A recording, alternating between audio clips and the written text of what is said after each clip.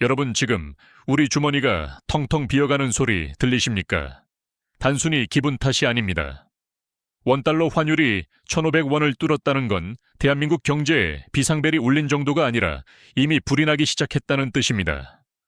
오늘 이 영상을 끝까지 보시면 왜 여러분의 노후 자금인 국민연금이 휴지 조각이 될 위기인지, 그리고 이 난리통의 내 재산을 어떻게 지켜야 할지 명확한 답을 얻게 되실 겁니다. 지금 밖을 한번 보십시오. 평범한 직장인 지훈 씨는 모니터 앞에서 한숨만 내쉽니다. 주식 계좌는 이미 마이너스 30%를 찍었는데 물가는 미친 듯이 올라 점심 한 끼 10,000원으로도 부족합니다. 30살 수아 씨는 마트에서 5만 원권 한 장을 내밀지만 장바구니에 담긴 건 고작 몇 개뿐입니다. 돈의 가치가 종잇장처럼 가벼워진 세상 환율 1,500원은 우리에게 생존의 문제입니다. 많은 분이 정부의 발표를 믿고 계실지도 모릅니다. 대외 건전성이 양호하다, 외환 보유고가 충분하다는 그 달콤한 말들 말이죠. 하지만 현장의 지표는 전혀 다른 이야기를 하고 있습니다. 기업 파산 신청 건수는 역대 최고치를 경신 중이고 가계부채는 이미 감당할 수 있는 임계점을 넘었습니다. 이것이 바로 경제가 성장은 멈췄는데 물가만 오르는 최악의 괴물 스태그플레이션의 정체입니다. 한국은행은 지금 외통수에 걸려 있습니다.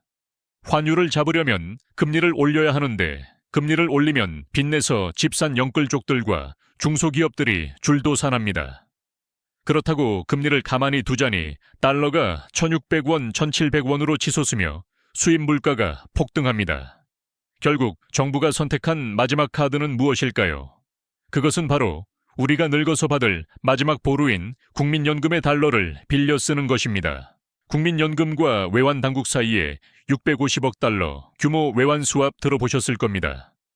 말은 거창하게 협력이라고 하지만 실상은 국민의 노후 자금을 환율 방어용 총알로 쓰고 있는 셈입니다. 달러가 가장 비쌀 때 국민연금이 가진 달러를 시장에 풀어서 원화 가치를 억지로 떠받치고 있습니다. 이것은 투자의 기본인 저가, 매수 고가, 매도와 정반대되는 행위입니다. 국민의 미래를 팔아서 오늘 하루의 수치를 방어하는 꼴입니다. 만약 환율이 1,500원대에서 1년만 유지된다고 가정해 봅시다. 국민연금이 해외 투자로 벌어들여야 할 환차익 수익 수십조 원이 공중으로 증발합니다. 이를 국민 1인당으로 환산하면 여러분이 나중에 받을 연금의 실질 가치가 수백만 원씩 깎이는 셈입니다. 숫자상으로는 그대로일지 몰라도 그 돈으로 살 수 있는 쌀과 기름의 양은 20-30% 줄어들게 됩니다. 이것이 바로 정부가 말하지 않는 인플레이션 조세의 무서운 진실입니다. 외국인 투자자들의 움직임을 주목해야 합니다. 그들은 감정이 없습니다. 오로지 수익과 환율 데이터로만 움직입니다. 원화 가치가 10% 떨어지면 외국인 입장에서는 한국 주식이 가만히 있어도 10% 손해입니다. 환율이 1,500원을 넘어서는 순간 인공지능 알고리즘 매매는 한국 시장 탈출 버튼을 누릅니다. 코스피 2000선이 위협받는 이유가 바로 여기에 있습니다. 외국인이 주식을 팔면 원화를 받게 되고 그 원화를 다시 달러로 바꿔서 본국으로 송금합니다. 그 과정에서 달러 수요가 더 많아지고 환율은 다시 오르는 악순환, 즉 죽음의 소용돌이가 시작됩니다. 개미 투자자들이 아무리 밑에서 받아내도 거대한 자본의 흐름을 막기에는 역부족입니다. 여러분의 자산 중 상당 부분이 부동산과 국내 주식에 묶여 있다면 지금은 정말 위험한 시기입니다. 과거 1997년 외환 위기 당시를 기억하십니까? 굴지의 대기업들이 쓰러지고 수많은 가장이 거리로 나앉았습니다. 하지만 2025년의 위기는 그때보다 더 잔인할 수 있습니다. 당시에는 젊은 노동 인구가 많아서 금 모으기 운동이라도 하며 다시 일어설 힘이 있었습니다. 지금은 급격한 고령화로 인해 국가 부채를 대신 갚아줄 청년층이 사라졌습니다. 에너지 비용은 또 어떻습니까? 우리가 쓰는 전기와 가스는 모두 달러로 사옵니다. 환율이 오르면 공기업인 한전과 가스공사의 적자는 눈덩이처럼 불어납니다. 결국 이 적자는 고스란히 국민의 세금과 공공요금 인상으로 돌아옵니다. 월급은 그대로인데 낼 돈은 많아지는 삶, 이것이 1,500원 환율이 가져올 차가운 겨울의 모습입니다. 그렇다면 우리는 이 거대한 파도 앞에서 무기력하게 당하고만 있어야 할까요? 아니요, 위기는 준비된 자에게는 기회가 되기도 합니다. 하지만 그 준비는 남들과는 달라야 합니다. 정부가 괜찮다고 말할 때가 가장 위험한 때라는 사실을 우리는 역사적으로 배워왔습니다. 스스로의 자산을 보호하기 위한 방어막을 지금 당장 구축해야만 합니다. 우선 원화에만 올인하는 습관부터 버려야 합니다. 대한민국 영토 안에서만 살다 보니 원화가 안전하다고 착각하지만 글로벌 시장에서 원화는 변동성이 큰 위험 자산일 뿐입니다. 달러나 금 같은 안전 자산은 단순한 투자 상품이 아니라 경제적 재난을 대비한 보험입니다. 환율이 높아서 지금 사기 부담스럽다고요. 1,500원이 새로운 표준이 되는 시대가 오면 지금 이 가격조차 그리워질 수 있습니다. 또한 본인이 투자한 기업이 수입 원자재 비중이 높은지 반드시 체크해야 합니다. 환율이 오를수록 비용 부담이 커져 이익이 깎이는 구조라면 아무리 좋은 기업이라도 주가는 버티지 못합니다. 반대로 달러로 돈을 벌어오는 수출 기업이나 미국 지수를 추종하는 상장 지수 펀드에 관심을 가져야 합니다. 내 자산의 거주지를 한국에서 전 세계로 넓혀야 하는 시점입니다. 마지막으로 가장 중요한 것은 현금 흐름의 관리입니다. 불황의 골이 깊어질수록 현금은 왕이 됩니다.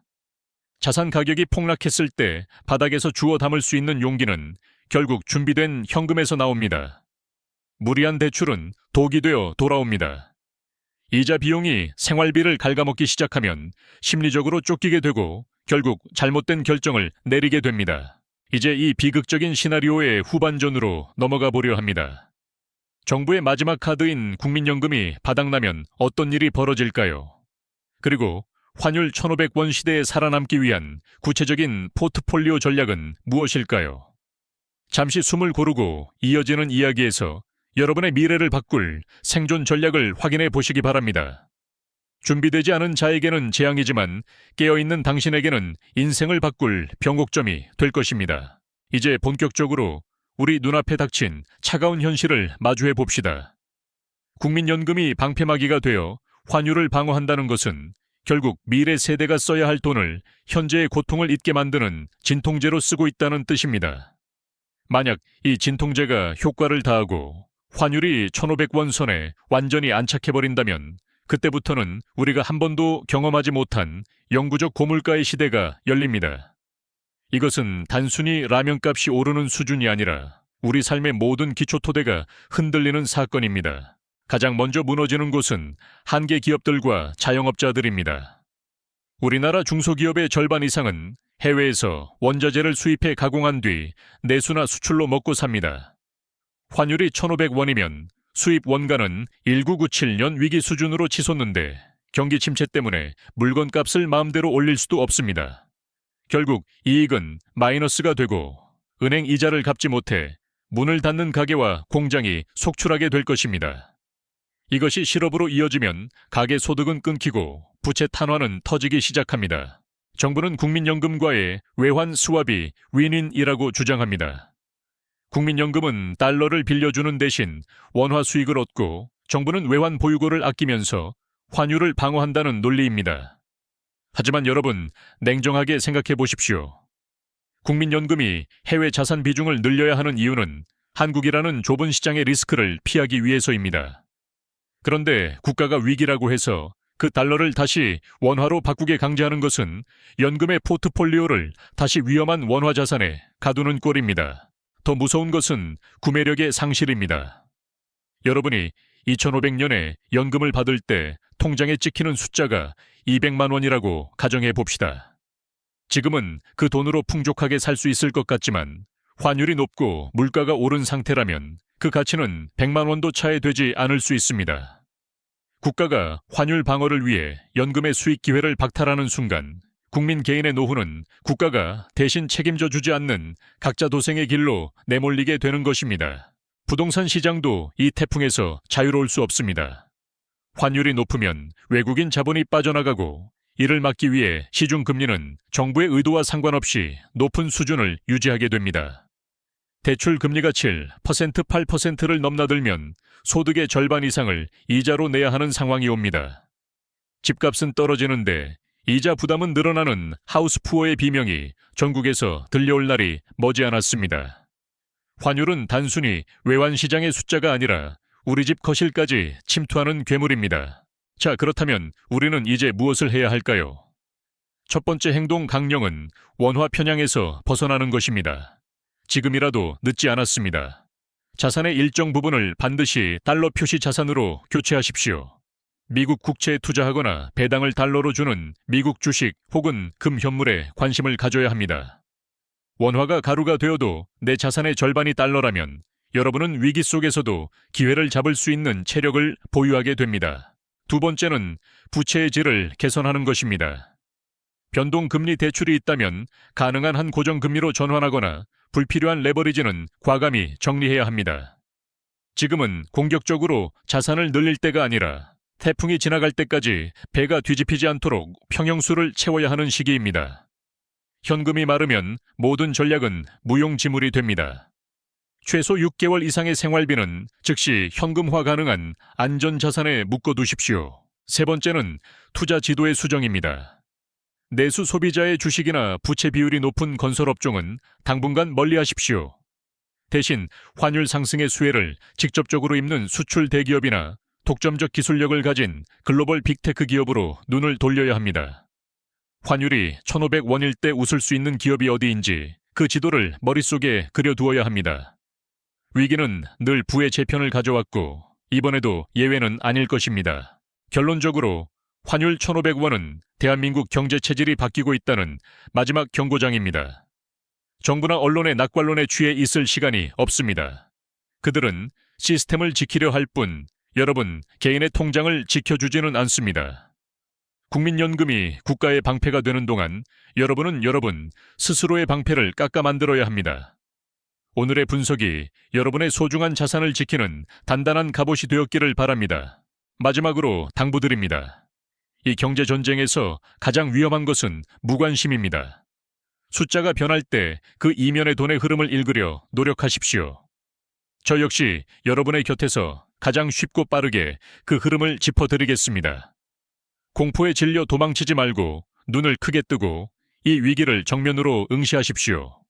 살아남는 자가 결국 모든 것을 가지게 될 것입니다. 이 내용은 정보 제공 목적이며 투자 판단과 책임은 본인에게 있습니다.